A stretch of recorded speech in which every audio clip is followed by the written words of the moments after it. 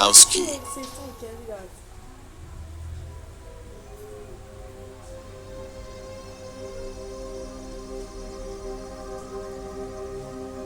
Sometimes you never truly know what is out there until you've seen your nightmares come to life.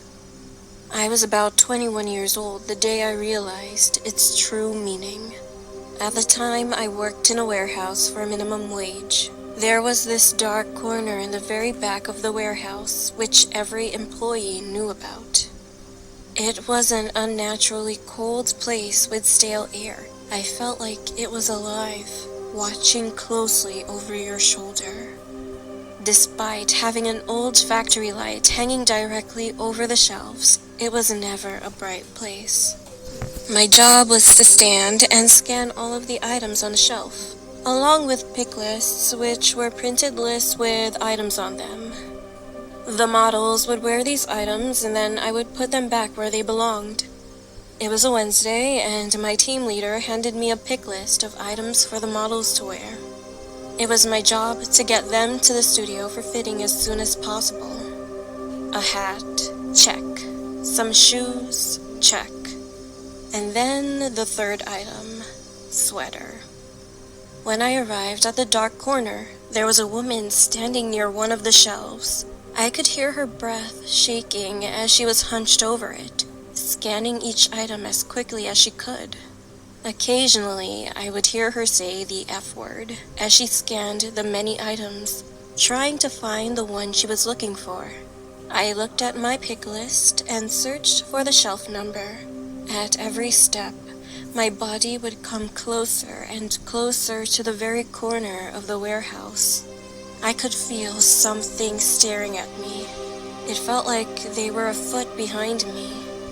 I looked at the shelf and took another few steps towards it. The deep beating in my chest grew, and the urge to look behind me became the only thought in my head. I finally looked.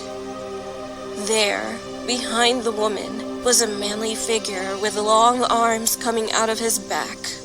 The arms dripped with black smoke. The beating inside of my chest grew louder and louder until I could even hear it. She didn't even notice. She didn't even see it, but I could see her arms shaking. The figure wrapped his arms around her and pushed her body into his, as though his chest could feel hunger.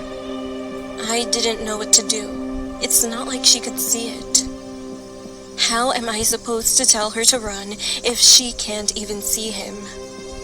Frozen, I stood there, watching this thing wrap himself around my coworker. Then he saw me. He saw me looking right at him and noticed I could see him too. I looked down quickly at my pick list, hoping he would believe I didn't see him. If I just finish this thing, I can go.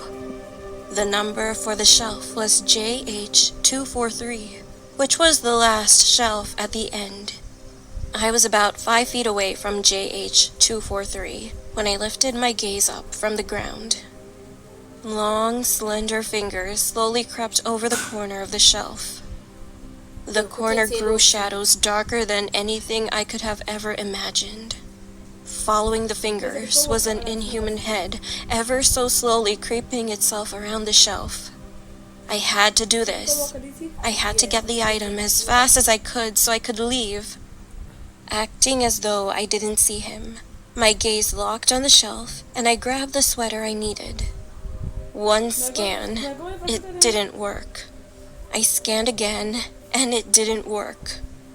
A black shadow encompassed me.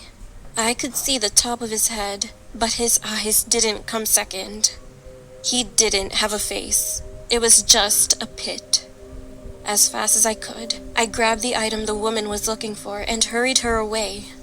After that terrible incident, a few weeks later, I hosted a birthday party at my house. My guests kept saying they heard whispering and ended up fighting each other during a cookout. I brushed it off as people playing jokes until I was alone and doing the dishes another day, and I heard this constant whispering like someone was right in my ear. I was so scared and thought my boyfriend was playing a joke to scare me, but he was at work. And my sister was also at work. I hung up the phone and then went into the kitchen and all the drawers were open. Later that day, I was cooking in the kitchen and my sister made a joke about the house being haunted. While she was talking, a cross fell off the wall all of a sudden. I placed it back on the wall and she made a joke again about it being a demon. Then the cross came off again. And I told her not to worry about it because maybe the nail wasn't right and laughed it off. I placed the cross on a bookshelf nearby with its back on the surface. She was quiet after that until she made another joke to lighten the mood. The cross on the bookshelf, which was across from her, flew off horizontally. Weeks went on. I began seeing this shadow in the morning when I woke up. I ignored it because no way was that real. It was just my imagination. I didn't know where else to go, so I went to the church for help, telling them everything I was experiencing, but they said they couldn't help me. I tried sitting in the church, and all I heard was hissing, literally snakes hissing, like it didn't want me to listen. Not only that, but I went from a positive, happy person to a grim, hateful, resentful girl. Merely wishing something happened to people was dangerous. My dad has been convinced to this day that I was possessed by a demon because of how much my personality changed. After that, I stopped accepting any guests. I started throwing up everything I ate and couldn't keep anything down until I was hospitalized for starvation. I just remember the day I felt so weak and called 911. I was scared. I felt like I wasn't going to be here for much longer. Then, all of a sudden, there was a light that told me it was okay. I never knew what it was. After that, everything was gone. I was there for 3 weeks with mental evaluations, and they said nothing was actually wrong with my mental health. I don't know what is out there, but that experience scared me.